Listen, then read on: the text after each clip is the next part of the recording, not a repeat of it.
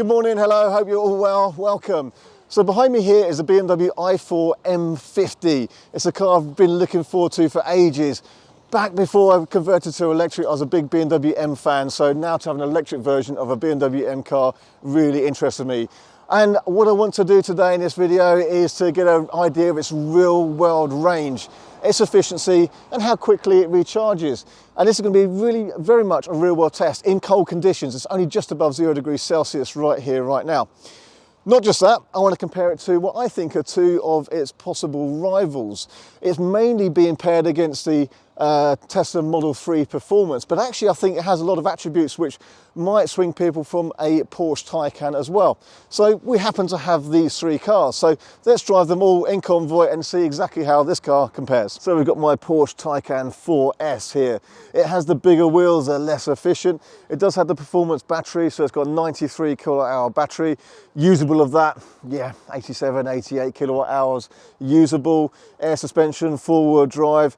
It's the most powerful of the cars here at around about 570, 580 horsepower, and it's the most expensive. So it's around about just under £90,000. But to be honest, with Porsche, you have to tick a few options boxes, and that could easily bring the car well over £100,000.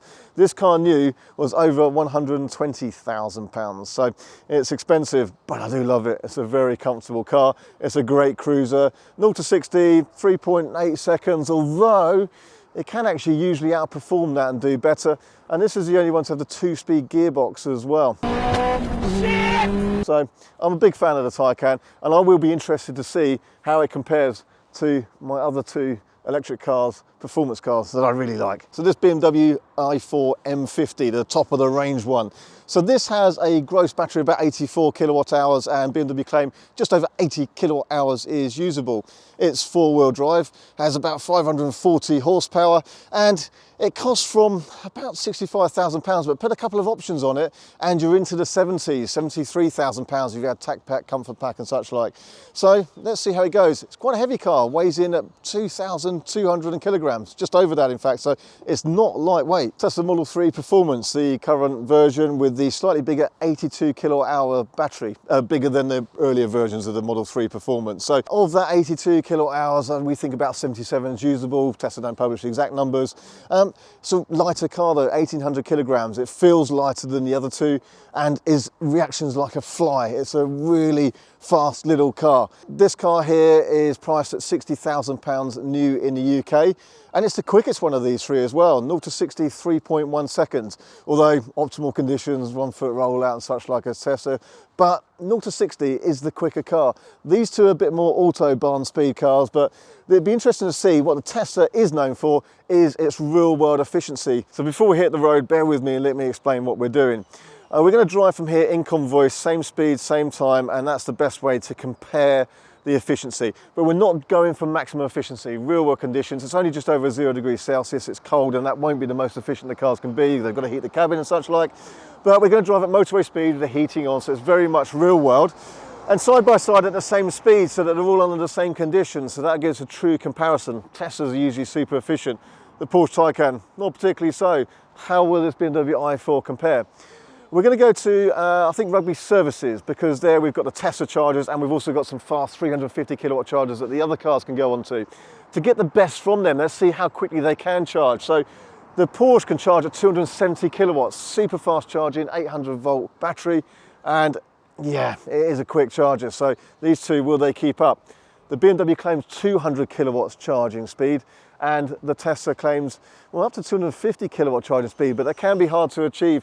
Again, different conditions, different situations, but we've got to compare them in real world scenarios. So yeah, I think we're getting the cars. I'm going to be in the BMW i4, so I'll give you some of my thoughts on this car as we go and how it does compare to these other two cars. And then we're going to give you the data on how quickly they recharge, you know, enough charge to come back here, enough charge to add another 100 miles. And we'll see if we can work out what the cost of each car would be for this trip as well. So it's cold out here. I'm going to jump in the cars now, get going, talk to you a bit on the way, and I'll see you at Rugby Services.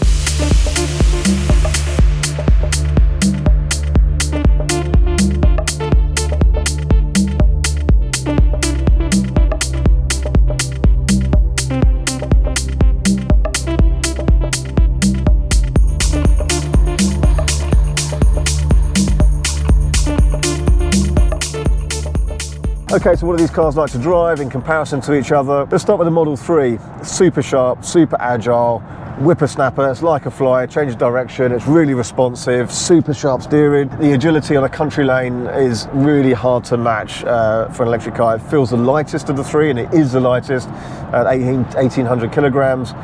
And coming out tight turn at tight corners on narrow roads, it's probably the fastest of all of them for its agility and not just its outright speed. So for that, it's good. On the country lanes, the i4 here is surprisingly good for it. What is quite a big, heavy car. Changes direction well, a little bit of vagueness around the centre, and I didn't quite like the throttle's not as responsive. I was in the sport mode, but the throttle, you move it and then the car goes kind of a little bit after, and in fact then it actually can hit you with some kind of brutality and struggle for grip a little bit. So it's not as kind of direct feeling on the throttle as the other two. But, you know, it is a high performance car, and boy does it feel it. It picks up and it shoots out of the corners. For its size, it goes around corners nicely, has a good balance. Even in sport mode, it's very absorbent and comfortable. So the wheels on the road, it doesn't have the roll. So it just feels the heavier car over a Model 3. It's hard to hide it. But it is brutally fast. The Taycan, I think, really strikes the balance that I like. So you can go into the sport mode. It's got not as sharp a steering as the Model 3, but it doesn't have that kind of slightly dead center of the i4.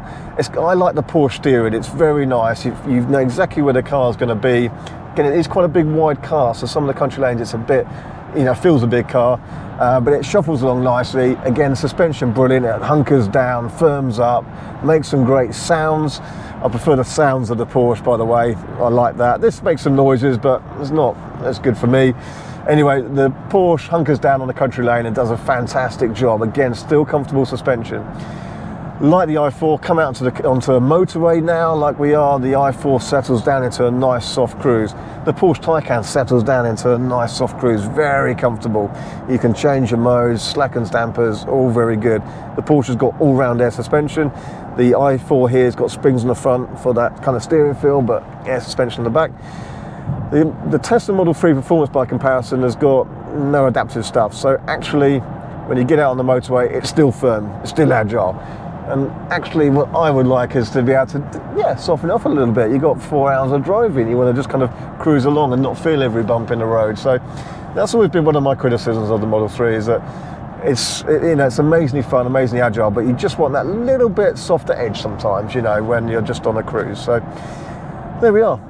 I've tried to make that quick. That's a quick comparison of how they drive. I hope that makes sense. I'll do my best. I'm in Eco Pro, may as well, just cruising on the motorway, and I'll try and get the best economy out of this. The Porsche Taycan's in its range mode, and the Model 3 is just in Model 3 mode. It doesn't have range mode. There we go. Let's see what we get. Okay, let's launch this i4 M50 out of this lay-by and onto a 70 miles an hour dual carriageway. How quickly can it pick up speed? There we go. I'm in sport mode, foot down. There's launch control. Go. Oh, there we go. It's off. It's off. The Model 3 Performance is right behind me. He's still there. Certainly didn't lose him. Yeah, it's quick. It has launch control. Bang, it's off very violently. The Model 3 Performance was right there with me. So we had a couple of chances now where we've kind of come out of roadworks and fired off of roundabouts. And so how do they compare with straight line speed? I'm foot down, I'm foot down, I'm foot down, I'm foot down, and he's pulling away. It's limited to what we can find on the road, but once they're kind of all rolling and in motion, and that'll be relevant in a minute, but they're all basically identical from what we can tell. There's no advantage. You're not going to come off a roundabout in the Model 3 and overtake this, or vice versa. They're basically all identical. The slight difference comes with how they react. Tesla Model 3 Performance, everything you do with that throttle is instant. Bang, it's so reactive. You put your foot down, it's gone. Go. This i4 M50 isn't quite like that, even in sport mode, and still in sport mode. And you listen, I'm going to put my foot down, you'll hear my foot hit the pedal, and then it goes. There's just that slight delay. Not much, but a slight delay. Then it's very powerful. But it has a slight delay, which next to a Tesla, just gives a Tesla that little bit of advantage. The Taycan has a very instant throttle, but actually when you floor it, it does something similar. It drops down a gear and then goes, and then it would go into its second gear at 85 miles an hour if you could do that. But initially it does like a kick down thing. So again, that can cause that slight delay in its kind of brutality of acceleration. And again, once that's rolling, they all seem to be identical from what we can test on the road. At autobahn speeds, you know, 3-digit figures, I don't know, we can't test that. It kind of feels like the Taycan and the i4 will keep on ploughing on their speed pretty heavily. I think the Tesla would lose out of its puff a little bit and probably start falling back then, but you're talking at 3-digit autobahn speeds, it's a slight disadvantage. So the Tesla does have a higher top speed than this i4 M50, I believe, is limited to 147 miles an hour, as the Tesla Model 3 Performance 162. So, you know, actually it would come back past, I guess. So, but all very, very similar in the real world, straight line performance. 2 out of these 3 cars have augmented sound for the acceleration. So the Tesla, nope, no option for that. It's just quiet all the time. The Taycan, you can turn the sound on and off. And actually, I really like the acceleration sound on that. We've got other videos for that. We'll put a little clip in here. There we go, that's the Taycan sound. And then this i4 has the option for it as well. And I'll try and give you a demonstration of that as I pull out into the fast lane. Ooh. There we go. In terms of kind of augmented sound, for me, the Taycan wins this one. So it's definitely an economy run for these cars. We're driving at speed limits and not trying at all. It's so bitterly cold outside. And in fact, as I talk now, the rain is turning to snow. Let me turn this camera around. So it's turned into sort of sleet and snow, and it's bitterly cold. I mean, the car's reading 2 degrees Celsius, but when I stopped and popped out of the car a short time ago, it's freezing. Okay, so we're going to record the charging speed, particularly the i4 here, but just to show you the effect of the cold. And because we were driving quite steadily and then parked up for probably about 10 minutes doing the figures and working out efficiency before we plugged in, the cars just aren't up to temperature, and these cars didn't preheat either. So whereas the Taycan always charges at 270 kilowatts at this state of charge, really the most I've seen from this at the moment is charging at 157 kilowatts at the moment. So it's far down on its normal power. Still pretty good, but down on where it would normally be. It's always been 270 for me, but like I say, very cold today. The i4 started off at about 116 kilowatts. It did climb to 159 briefly. That's the best I saw. It's back down to 130 now, which is about what speed the Tesla is charging at. And the Tesla, remember, has that battery preheating. So it will be interesting to see, you know, how long it takes each of these cars to recharge and what their charge profile are like. The Tesla doesn't actually need as much because it was more efficient. But if it charges slow, which they tend to at the higher rates than these ones, then we'll see how we go. But we don't really know much about the charging profile of the i4 M50 yet. And we'll find out now, albeit cold weather charging, that's for sure. Okay guys, back in the office now because it's warm and I can do some calculations here and I'll give you some overlays on the screen to interpret the data that we've gathered. You don't normally have to sit and gather this data, but the sort of stuff I like to do. Anyway, right. So what I've done first is kind of look at the amount of battery we use to cover that distance, equal distance between all the cars. And with that is pro rata out what that would be from 100% to 0 to give the range, which is going to be shown on the screen now.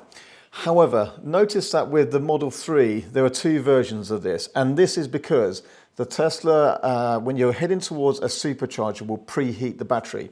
And in that preheating process, uses more energy. It becomes less efficient. So when it's cold like this, you know, half an hour, 40 minutes or so before it gets to the charger, it starts warming it up.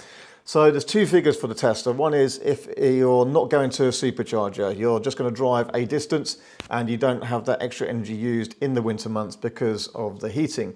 And therefore, there's 2 versions of that calculation. So without that, because the BMW and the Taycan didn't do preheating, this is how it compares. 198 for that BMW, 205 Taycan, and 243 miles for the Tesla. It actually only prorated 218 miles on that occasion because of the increased consumption due to that preheating. Does that make sense?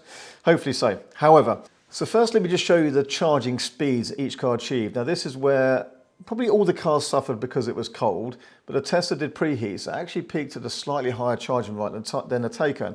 The Taycan have always had much faster. I can go from a few percent to 55% in 11 minutes on that car at 270 kilowatts, but this is the real world. This was that day, it was colder and it just didn't get its peak charging speed. So it only really peaked a bit over 150 kilowatts on that day. The Tesla briefly went a little bit higher, but then at the higher state of charge, the Taycan was charging at a higher speed. But now let's go to how much battery percentage the cars were adding as we go along. So here we are. We can see they actually started in slightly different amounts, and when we got to Rugby, there was a similar state of charge. And this is the amount of battery being added in. So we can see here that the Taycan still was pretty level pegging with the Tesla, but the top end charged faster, so it actually reached a full state of charge quicker. But the BMW i4 was continuously tailing off. However, that doesn't really mean anything. It's all about how many miles you're going to add to the car. And so this here is a graph which is about how many miles you're adding to the car. Again, on this day, in these conditions, real world. And this is based on the Model 3 with its actually slightly compromised efficiency due to the preheating. But this would be the same. If it hadn't preheated, it would then charge slower. So it kind of cancels each other out, roughly speaking. But when you're talking about miles added, this is where the Taycan and the Tesla are actually pretty even here. These are the miles added based on the efficiency and the consumption they use going up there. So this is real world. It's irrelevant adding 50% if you can do much more. So here, let's show an example. The time it takes to add about 100 miles, Tesla 11, 12 minutes, Taycan 13, 14 minutes, and the BMW i4 50, that's about 16 minutes. Not too far apart. However, you can see the more miles we want to add, let's say you want to drive another 150 miles, you would need to be there for about 22, 23 minutes on the Tesla, 25 Porsche, 34 BMW.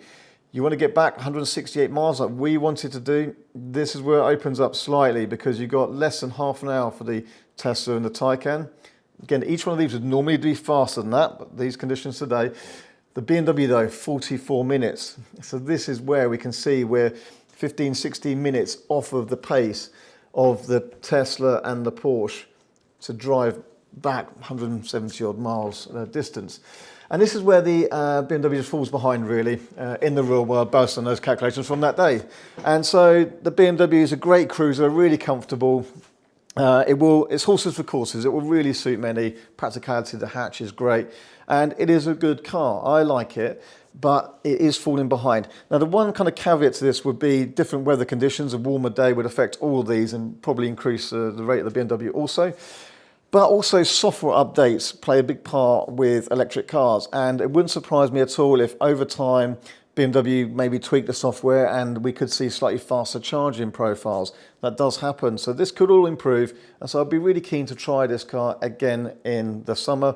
And maybe we'll see some distinct differences there. Maybe it levels it out. Maybe it doesn't. So there we go. I hope that makes sense. I hope that's been interesting.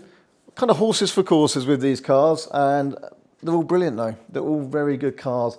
And for me as a keen driver, as a petrol head, they're all good viable alternatives. I know there'll be comments below like that's too long to wait, that's not enough range and that kind of thing, but they're old arguments.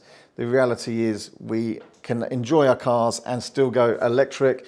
And even if normally when you're doing this, you'd be just going and having your lunch, by the way. You remember that. You don't have to refill and then go and have your lunch. This is it. In terms of cost, I don't normally cover too much of costings because costs and prices change.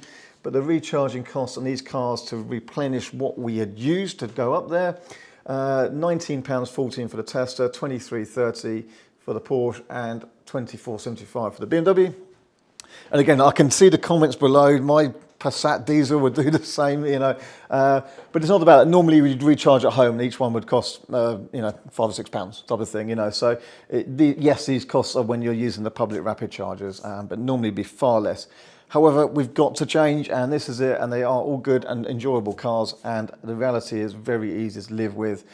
The Tesla, with its supercharging network, does make it all a lot easier, especially with the planning and routing. The other cars just don't route and plan the most efficient routes. My key with them is to always look for better, faster chargers. The BMW, for example, didn't even have Rugby services on its map. Its native navigation is very out of date. Anyway, there's other videos about that. I'm going to call it a wrap for this video from now.